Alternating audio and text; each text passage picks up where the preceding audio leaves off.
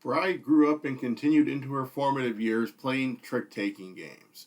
Trick-taking games typically excel at a higher player count. Seeing as we always play at 2, though, we are always on the lookout for trick-taking games that play at 2. Well, Wicked and Wise from Weird Giraffe Games does play at 2 and is a trick-taking game. So, of course, we took a look at it, and now I'm going to tell you how it goes.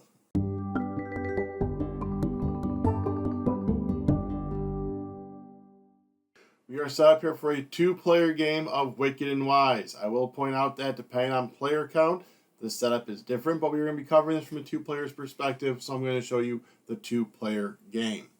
You are going to shuffle up the main deck of trick cards. You're going to shuffle up the gem deck. You're going to set it off to the side with this marker to denote it is the gem deck.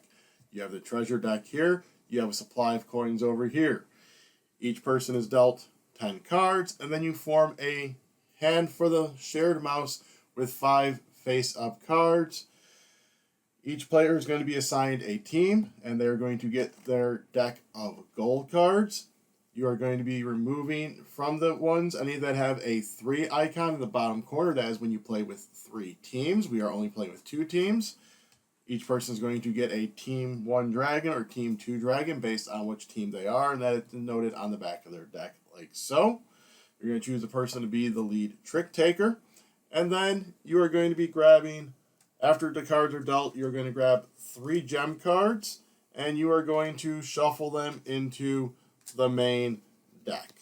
So once you have everything set up, you are now ready to begin the first of 3 rounds.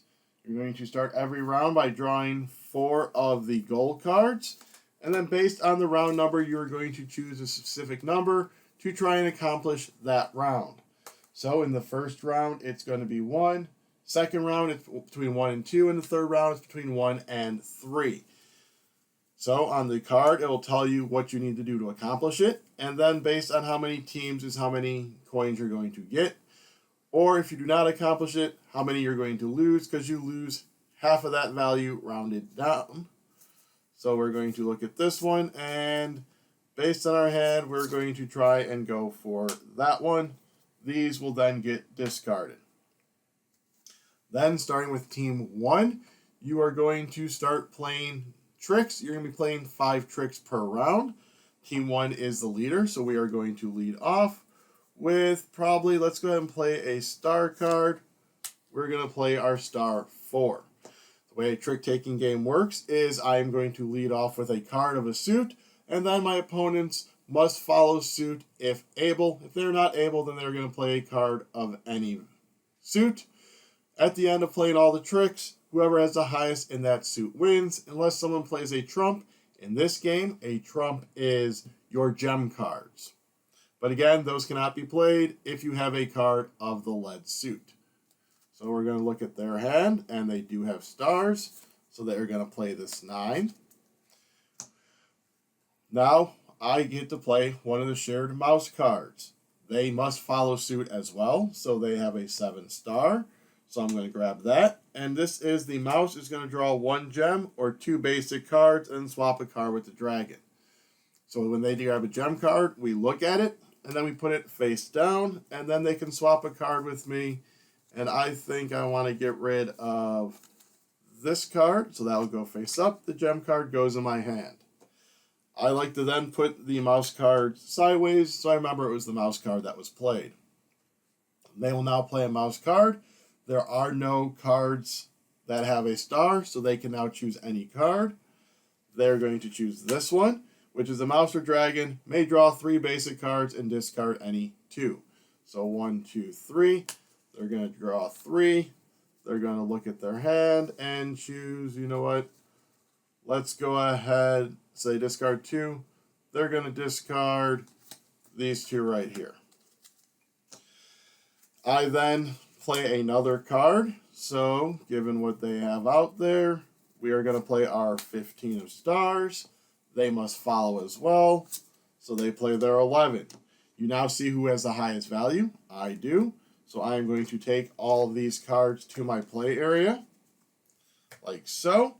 And now make a choice. I can either take 2 coins, or I can draw 2 treasure cards, keep one face up in front of me, and discard the other.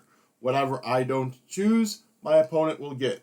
So if I say I'm going to draw out the 2 treasure cards, they will get 2 coins. After that, the lead token is then passed to the other player who will lead the next trick. For treasure cards, before you play any cards into a trick, you choose if you want to use a treasure. If you want to use a treasure, you can just tilt it like so, and then it's in effect, and you do the effect on the card. Some of these will give you coins. Some of these will also maybe change the way the trick works, such as low card wins, etc. In the instance of the sword is I'm going to gain a coin, plus 1 coin for each different suit played during this trick. You'll be going back and forth over 5 tricks. After you've completed 5 tricks, you're going to evaluate your goals. In this instance, I collected 0, 1, or 8 or more of the purple swirl cards. I would get 12 coins. If I failed that, I would lose 6 coins. You then are going to go into round cleanup, where the dragon's going to discard all remaining cards from their hand and all cards won during the trick. The mice do not discard any cards from their hand in a 2-player. I will mention, I didn't cover this as we were doing the other parts of this, but once the mouse only has 3 cards left, then the active player is going to refill that hand to 5 cards. The discarded cards are then shuffled back together. Each dragon will draw until they have 10 cards in their hand, and then whoever has the least amount of coins becomes the lead dragon for that round, starting again by choosing goals and proceeding forward until the end of 3 rounds. At the end of 3 rounds, whoever has the most treasure is the winner. There you have it. That is briefly how you play Wicked and Wise at 2 players. Again, as you increase the player count, your teams are going to change, the way hands are played and the way cards are dealt out, and the end of round is going to change. But let's go ahead and get to what is inside the box, which is a bunch of cards, some tokens, and a rule book. So the coins, they're punch board, but they're a good punch board. They feel thick. They're different colors. They're different sizes to help differentiate the number of coins. And I really always like that. I'm not a big fan of when games always make all the coins the same size, because then when they get mixed up, it's just hard to organize them. The cards themselves are laid out. They're easy to tell. The suit name, the number. At the bottom, the ability is written in good size font, so it's easy to read. The iconography, you can easily tell when it's a dragon, when it's a mouse, and when things happen on the cards. And the treasure cards themselves also easy to clear, easily detailed, telling you exactly when you can, or what they do, how to use them, and so forth. The one issue I did have is until you actually kind of look at everything, have everything laid out, the rule book can be a little bit hard to get through, especially seeing as it does play different at each player count. So trying to decipher and differentiate the rules that you need for a 2-player game, and then a 3-player game and 5-player game where there's a dual player, and then when you have the different teams, and the 2 teams, and the 3 teams. So just kind of sifting through that, unless you're like kind of looking at stuff and be able to really focus on it, is a little tricky. They do lay it out well in the rule book. It's just trying for us personally to get our heads around that without physically seeing the game was a challenge for us. Again, not necessarily the rule book's fault, just the amount of variety that is present in the game is hard to convey without that visual representation for us. So the 2-player experience. So this is obviously a game that changes quite a bit in the 2-player experience from the other ways of playing. To me, this one does have a bit more of control over what gold cards you want. So typically what it is, you're going to draw the gold cards, and then as a dragon player, you're going to choose a certain amount of them and then pass them to the mouse player, and then the mouse player is going to choose the one that you go for. In this one, you literally just draw the 4 and choose exactly the goal you want to go for. So to me, it does have a bit more of that control element there. Also, by having the shared hand in the 2-player, you can see what's in that hand, so that actually leads to a more strategic element when you're leading with a suit, because you're going to want to look over there and go, all right, If there's only one card of that suit, I know I'm going to have to play it, so I know what ability I'm going to be playing. But then I open up all these other abilities that my opponent has access to. So do I instead try and go with a suit that I know has a bigger variety over here that I could play, or like hinder my opponent like there's only two of them, so I know which one I want and stick them with the other. So being able to manipulate that mouse hand as you yourself, the dragon, really adds a more strategic element to me in a two-player game by being able to see that hand. And I will say we have played quite a few trick takers at two players and some that are made just for two players. And I will say that this is definitely on the much better end, the good quality of a two-player trick taking experience than some of those other ones. So this is one that if you are looking for that two-player trick taking experience, this does do the trick taking element of it well. I think that's lent to the fact that you are playing two cards from your hand per trick. So it's not just, well, I know I have this high card, so I'm able to play it. You know, you have the other player who could have those other cards, and with them playing two of them, you kind of have to figure out what strategy you're going to want to go to. Also, those treasure cards, some of those are going to kind of change up how you're going to do it. So it is, like I said, it's a better two-player trick-taking experience in my opinion. As for the gameplay, with us, sometimes it did seem a little off and weird having to then play the mouse card because you're used to just playing the cards from your hand. So, like, we were just wanting to constantly play the tricks, but it was like, I play a card, you play a card. All right, now I play a mouse card, you play a mouse card. So kind of getting into that way of the game's rotation and the flow of the game does take a little wrap your mind around because, like I said, you have to remember that you're going to be playing a card from here. And then even in regards to that, you need to remember you're playing it as the mouse hand.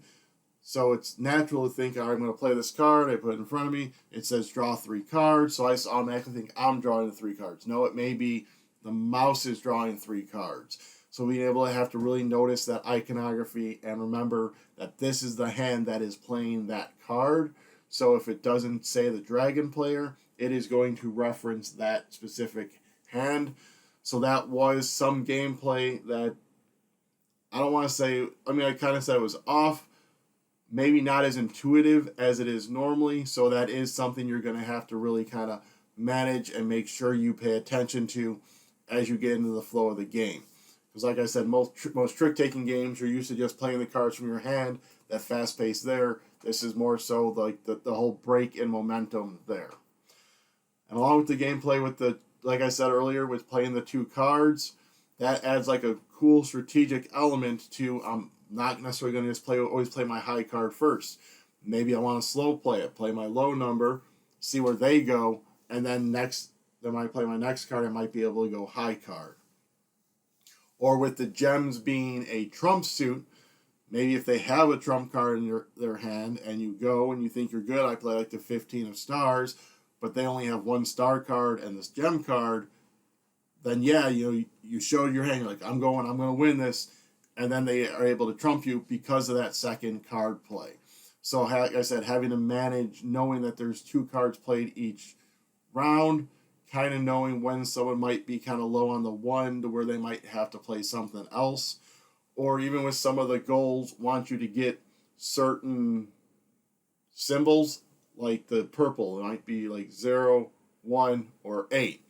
So if you are, playing off suit, then it does give you that ability to possibly lay off 2 of those cards on them and blow up their goal, and now you're giving them negative points. So that strategic element of 2 cards per person is really cool and interesting. I think that's what really turned it for us with this trick taker of making it seem better because it's not simply just playing a high card. So overall, we did enjoy this. This is what I like to say the gamified trick taking, where it's not just about the trick taking because you have those goals you're trying to get, and usually that is what hinders Bry's enjoyment and opinion of these. But it didn't hinder her as much. She didn't mind the goals. She enjoyed them. And the fact that you can choose basically, you always have to choose at least 1, but you can choose up to 2 or 3. So you could go for that like big one if you can get them to kind of match up and try for that big end turn. Or if you want to just, play the trick-taking element, focus on 1 goal, try and win the tricks, to constantly get the 2 coins for every trick, and so forth. So there's that gamer element there that I like, of trying to min-maxing, grabbing the cards, choosing that. Like the one game we played, I won because I had a huge last turn where the card was, if you have less coins than your opponent before scoring goals, you get this goal. And then one of the ability cards was you could put coins on a goal, and if you win it, then you get those coins. So I just loaded up that goal, knowing she was far ahead of me in coins, and if I won a trick, guess what? I just took a treasure card and just sent her some coins. That way I knew I was building up that buffer, so I could just have that big, massive turn, and that's ended up winning me the game. So there are those cool strategic elements in there that can play to more of the gamer as opposed to the pure trick taker, as Bri normally is. Bri loves just pure trick taking. So she was able to do that and kind of have these goals she'd kind of keep in mind, and especially seeing some of them wanted you to win more goal or more tricks. That's always what she kind of focuses on. And then speaking of those goals, they can be a nice tug of war. Like there was the one round where I had to win less than 2 tricks, she had to win less than 3 tricks. So at that point, it was kind of that tug of war of like, all right, who's going to get stuck losing this because we both can't win it. So really trying to manage, where's one's going where. Or I want certain colors and she wants certain colors. So are we going to try and lay those off on each other, or are we going to try and collect them and try and go big?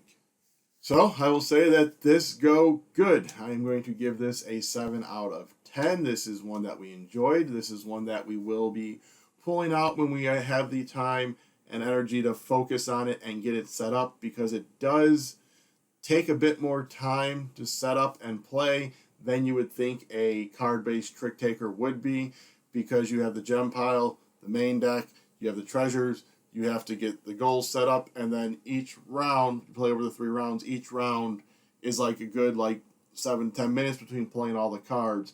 So it's normally with a trick taker, you used to just shuffling up a deck, going, maybe add an element.